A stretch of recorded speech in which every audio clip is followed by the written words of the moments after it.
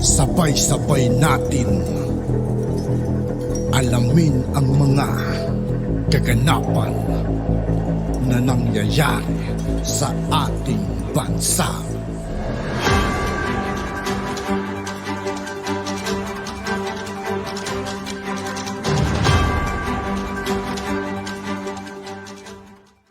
Yo, what's up mga kaibigan? This is I2K po again. Ngayon nandito ulit tayo sa channel ni Pinas Viral News. Dito naman ulit tayo magbibigay ng komento at reaksyon. Kaya samahan nyo guys. Let's go! Kakapasok lang na balita kung saan Vice President Sara Duterte Carpio sinisiraan na naman ng mga di mapalagay na mga kalaban. Vice President Sara may atraso daw sa Commission on Audit or COA dahil sa pinaggagawa nito sa kanyang budget sa Office of the Vice President. Pero bago ang lahat mga kababayan, kung bago ka Sa lahat ng hindi pa nakasubscribe mga kaibigan kay Pinas Viral News, mag-subscribe na po tayo at huwag nyo rin pong kalimutan mag-subscribe dito sa aking channel. pa lamang sa channel namin, ay huwag mong kalimutan mag-subscribe at pakiclick na din ang notification bell para mas maging updated ka palalo sa lahat pa ng bagong videos na i-upload namin. At yun na nga mga kababayan, viral at trending ngayon sa mundo ng social media ang di umano'y balitang tila pinagbibintangan nga si Vice President Sara Duterte Carpio ngayon sa kanyang mga kalaban noong winaldas di umano niya ang pera ng OBP sa iba't ibang aspeto ng kanyang departamento. Ayon pa sa nasabing balita, COA flags OBP on equipment purchase worth 668,000 pesos. Manila, Philippines, the Commission on Audit COA has flagged the Office of the Vice President for failing to observe procurement rules when it brought equipment to fast-track the establishment of its satellite offices at the start of Vice President Sara Duterte term. In its annual audit report for the fiscal year 2022 and released June 29, state auditors noted that OBP's purchase of similar expendable equipment using funds from its officers, whom it later reimbursed for over the receipt for these purchases worth of 668,197 pesos were reported only about 1 of the 3 months after the purchase, which is raised question on accountability over the property, the agency said. While the OBP provided the quotation to ensure they brought the equipment at the lowest market price, its failure to undergo these purchases in processes and procedure required under Republic Act No. 9184 defeats the purposes of the procurement law, which is standardized and improved transparency of the procurement process. The COA said under the procurement law, also known as the Government Procurement Reform Act, government agencies are mandated to undergo competitive bidding only the purchase of 1 million and above. As for small value procurement of goods, the law states that the shopping may be resorted to there is an unforeseen contingency requiring immediate purchases, provided that the amount does not exceed 50,000 pesos. When COA auditor asked the OBP why it's resorted to reimbursements which are not explicitly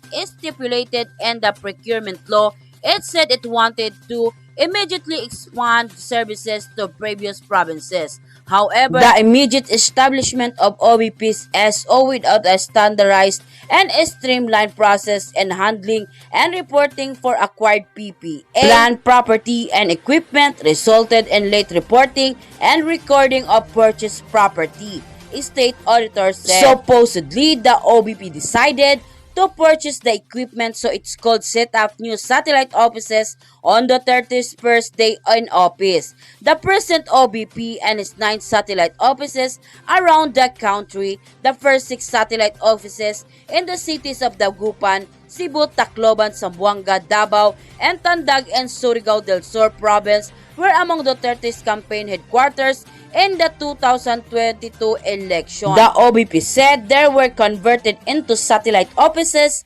in July that the year make its services more accessible to people outside Metro Manila. A month later, the OBP opened its 7th satellite office in Bacolod City. The 8th office was opened in other year this year at Cagayan City, Isabela, and the 9th in Cotabato City in June. OBP said that the satellite offices were not set up per region but for their strategic location, a major consideration being their proximity and accessibility to other areas or islands. The COA advised the OBP to stop the procurement and transaction by reimbursement as they defeats the purpose of the procurement law. It was also urged that the properly planned schedule and procurement. In its response, which is also included in COA's report, the OBP cited time constraint imposed by the procurement law as the reason why it decided to move forward with purchasing through reimbursement. Nonetheless, the staff exercised the necessary diligence to ensure that the item purchased are the required quality and the lowest price offer in the market, the office said. The OBP has yet to respond the reporter's request with a comment after the COA report's publication. The COA also found that this report of OBP spent 125 million pesos in confidentiality fund last year, up from zero in the last 5 years under former Vice President Leni Robredo. Confidential funds sought by Duterte were synchronized in Congress last year when she was asked why she needed 500 million pesos for OBPs and another 150 million pesos for the Department of Education, of which she is also a secretary. In a budget deliberation in September 2022, Davao de Oro Representative Maria Carmen Zamora, who sponsored the OBP's budget, said that 7 satellite offices established by the time operated under the budget of 150 million pesos. In contrast, the OBP's extraordinary, the miscellaneous activities or expenses related the official function, the amounted of 483,000 pesos, 600 less than the amount flagged by the COA. Unquote. Ito po, si Raisa Robles at ang iba pang mga kakamping, si Davao Migrant. Ito muna tayo, medyo simple pa lang. Davao Migrant. Kahit saan mapunta si Fiona, tawag niya kay BP Sara Fiona eh. Pogi ka ba, Davao Migrant? Ano ka ba, babae o lalaki? Pogi ka ba? Baka Fiona ka ng Fiona, putya. Yung itsura mo. Inahabol ng COA. Mahilig kasing gumawa ng bagay na dinaayon sa requirements ng batas. Tignan nyo, very safe siya, di ba? Bakit hindi mo sinasabing nagnakaw kasi si Sara Duterte? O, ito ulitin natin ha. Kahit saan mapunta si Fiona, hinahabol ng COA, mahilig kasing gumawa ng bagay na dinaayon sa requirements ng batas. Okay. Wala siyang akusasyon, no? Actually, wala siyang akusasyon eh. Ito naman ang sinabi ni Raisa Robles. If Leni Robredo had done this, somebody would have announced the filing of an impeachment complaint against her ASAP, and there would be an outrage in trolldom. Inquirer.net used the adjective disregard. The word should have been violated. Hashtag takot match. O pinagbintangan niya pa yung Inquirer na dapat daw violated ang sinabi. Eh sinabi lang daw ng Inquirer disregard. May issue ba si Raisa Robles? Wala. Sinasabi niya, kung nangyari to sa panahon ni Leni, nagwawala na yung mga troll. Nangyari po yan sa panahon ni Leni, hindi kami nagwala at hindi kami troll. Okay. Kaya ka namumura eh. Wala naman akong Totoo lang, nung panahon ni Lenny, mga kaibigan, hindi nga natin siya naramdaman. Hindi nga siya nagparamdam sa na tumutulong sa ating mahal na Pangulong Rodrigo Duterte, di ba? Buti pa si Vice President Inday Sara, di ba? Nakakatulong siya sa ating mahal na Pangulo. Wala ka namang ipapadisbar sa akin. Pero sa totoo lang, yung ugali mo, Raisa, ang nakakagigil, kaya ka namumura. Pero hindi kita mumurahin. Pangangatwiran. Saan ba sila nagre-react?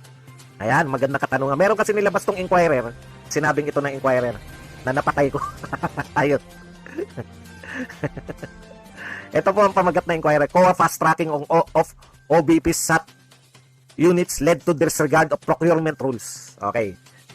Kumahanap kasi sila ng butas kay Inday Sara. Ang sinasabi rito ng COA, no? Plinag nila, no? Yan.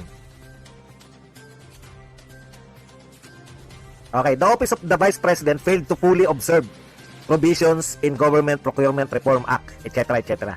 When it immediately established satellite offices across the country, the Commission on Audit stated, okay, COA's annual audit report of OBP for 2022 showed when the office purchases plant, property and equipment, PPE, and semi-expandable equipments in their SOs.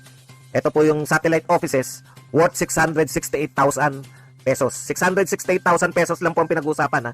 The funds used came from its officers were eventually reimbursed by government. However, even if quotation was provided so that the lowest price was obtained, COA said it is still did not adhere to Republic Act 9184's goal of improving transparency. Our audit disclosed that OBP failed to fully observe the process and procedures required. Yan. In the purchase of its PPE and semi-expandable equipments totaling 668,197 pesos. Okay. Ang problema lang ang sinasabi niya, the immediate establishment of satellite offices. Okay. So ngayon, ano ang problema dyan? May sinabi po bang nakawan? Flinag lang po nila, pinagpapaliwanag. No? Kaya po sila, ano lang po yan yung observation. Ang sabi po ng COA, hindi po nila sinabi na may nilabag si Vice President. Si Raisa Robles lang yung nagsabi ng violated. Kaya nga maingat yung inquirer di ba? Hindi niya sinabi. Ulitin natin yung sinabi ni Raisa Robles. Ayan, no?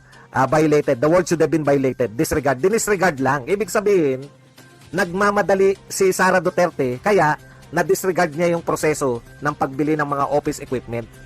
So ano pong ibig sabihin yan? Nagnakaw po ba si VP Sara Duterte? Hindi po. Meron po bang corruption na naganap? Wala po. Ano ang nangyari? Di ba nga, sa husay ng ating Vice President, siya lang po nakaisip sa lahat na naging Vice President ng Pilipinas mula noon hanggang ngayon na magtayo ng mga satellite offices. Dahil gusto ni... Kaya nga wala may pagmamalakihan sila VP Robredo eh. Within 1 year, nahigitan na sila lahat. As in lahat. Lahat po. Lahat ng nauna. Lahat, walang pili. Pati lalo na yung Robredo na yan. Nahigitan na po sila ni Sara Duterte. Sa satellite offices pa lang, nahigitan na sila eh.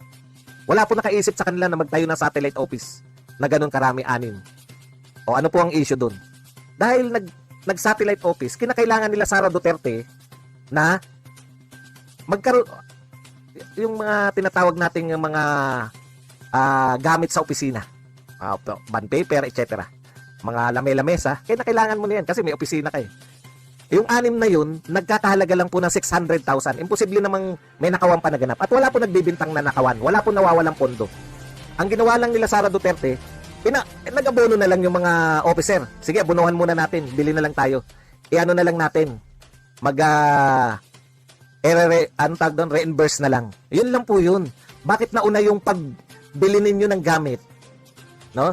Ang kino-question lang dyan ng COA, bakit nauna yung pagbili nyo ng gamit? Bakit nyo inabunuhan? Hindi proper yun eh. Dapat dumaan yan sa process. Anong gagawin namin? Wala naman kaming gagamitin.